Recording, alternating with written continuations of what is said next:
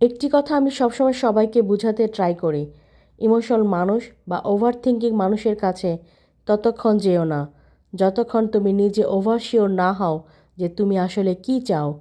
কারণ হ্যাঁ, ইমোশনাল মানুষদের অনেক বড় উইক পয়েন্ট হচ্ছে ওরা খুব তাড়াতাড়ি মানুষের সামনের মানুষটির উপরে নির্ভর করে ফেলে। ওর কিছু সময়ের মধ্যে নিজেকে পুরোপুরি তোমার উপরে ইনভলভ করে ফেলবে। হতে পারে কিছু সময় পর তোমার রিয়েলাইজ হলো ইটস নট ওয়ার্কিং আউট। আমার তো এটা চাই না, আমি তো এখানে থাকতে পারবো না। আর তুমি এই কথা বলে একটি ফালতু এক্সকিউজ দিয়ে ওই মানুষটির কাছ থেকে দূরে সরে যাবে, আরামসে ওখান থেকে চলে যাবে। বাট ওই ইমোশনাল মানুষ ওইখানে ফেঁসে যাবে। মেবি তোমার জন্য এটা বড় কোনো কথা না, কিন্তু ইমোশনাল মানুষের জন্য এত সহজ না ওর মোমেন্ট, ইমোশন, মেমোরিজ, কানেকশান ভুলে যাওয়া। তো প্লিজ তোমার টাইম পাস করার জন্য কোনো মানুষের জীবন নিয়ে কখনো খেলতে যেও না।